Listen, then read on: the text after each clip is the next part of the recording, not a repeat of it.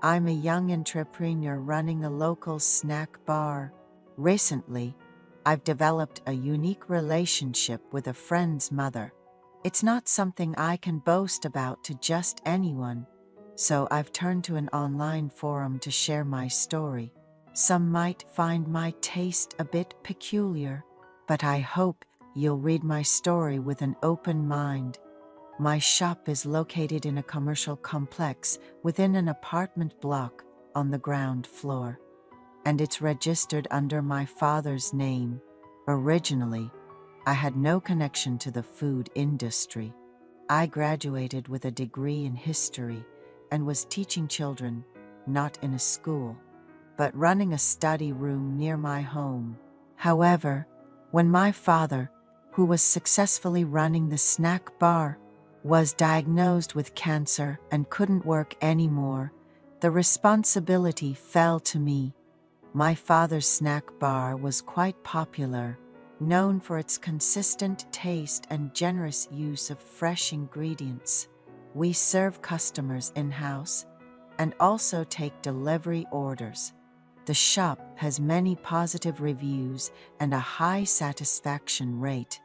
My father was always worried about the shop, and after learning the ropes from him, I started to manage everything, from ordering ingredients to the miscellaneous tasks involved in cooking. It was exhausting, but the income was good enough to keep me going. My father worked alongside a server, operating the shop 6 days a week, including public holidays.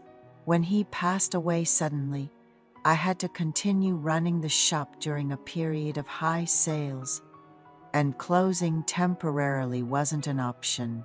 In a rush, I found out that my friend's mother, who had previous experience running a snack bar, could help out.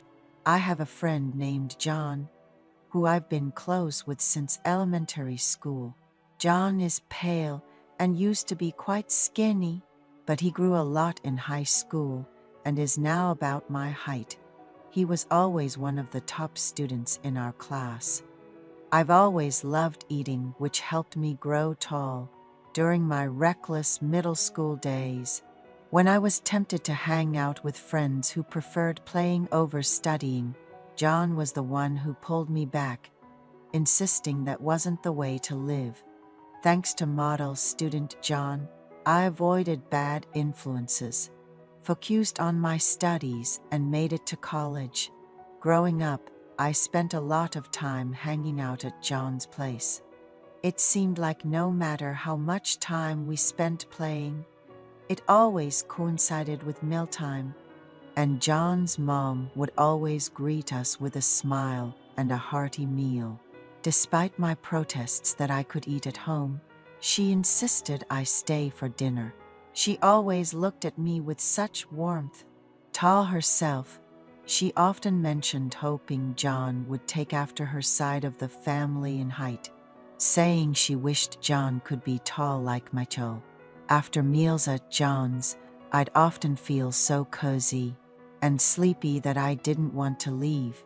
John had his own record player in his room, along with all the latest tapes and CDs, and I loved staying over to talk and listen to music with him. John's mom was always kind when I visited, telling John to keep company with good-natured friends like Michael and urging him to study hard like me.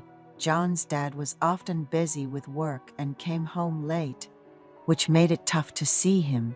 It seemed like the burden of being the breadwinner weighed heavily on him, and at times, John's mom felt the strain of having to play both parental roles. She confided in me about these challenges, probably because I was a frequent visitor and she felt comfortable sharing. On Sundays, when John's dad caught up on sleep, the house was always quiet. Despite her cheerful and lively nature, John's mom seemed limited in her ability to enjoy outings because of her husband's busy and tiring schedule. Even after starting college, I occasionally visited John's house, but I didn't stay over as much as I did when we were younger. John's house was quite close to mine. One day, after receiving my paycheck from a part-time job, I bought a watermelon and took it to John's house. I told John's mom, "Your meals always felt so warm and welcoming. I got my paycheck today and thought of you, so I bought some fruit. Please enjoy it with Uncle." John wasn't there at the time, but his mom praised my character and maturity, appreciating that I thought to bring a gift. John was busy studying for a certification and often came home late. My visits continued to be a highlight for John's mom, likely because she lacked company with her only son being out studying late. John's mom, a large woman who was an excellent cook, made delicious salmon sandwiches. I wasn't usually a fan of salmon sandwiches, but they tasted heavenly when she made them. I shared many wonderful memories with John's mom. News of her husband's passing, John's mother, still radiant and spirited as ever, came to assist us. She's always said cooking is her favorite pastime. When she agreed to look after my shop for a few days, I began explaining the tasks, but she quickly grasped everything, having once run a restaurant herself. She watched me explain with a content smile, her eyes filled with pride, seeing me as a dependable friend of her son. Amidst the funeral arrangements, she urged me to focus on my family, assuring that she had everything under control at the shop. True to her word, the shop's sales remained steady under her watch, and I made sure to express my gratitude with a bonus. Reviewing the city footage later, I saw her treating my shop with the same care as if it were her own, which deeply moved me. A few days later, John called, checking in on me after the funeral. During our conversation, his mom, overhearing us, kindly offered her help for any future needs. Then the unexpected happened. Our server fell victim to a rental scam and had to move away. Expressing regret over leaving but grateful for the fair treatment and pay at our restaurant, I reached out to John's mom, asking if she could step in, and she eagerly agreed. Her efficiency and neat work ethic matched perfectly with mine, making her an indispensable part of the team. On a particularly cold winter day, too lazy to head home, I found solace in our storage room turned makeshift resting area. John's mom joined me, seeking refuge from the cold, and we shared a blanket and some beers, reminiscing about the passage of time and how John has grown. Despite her age, she looked beautiful, locking the door to ensure privacy as we enjoyed a pleasant evening together.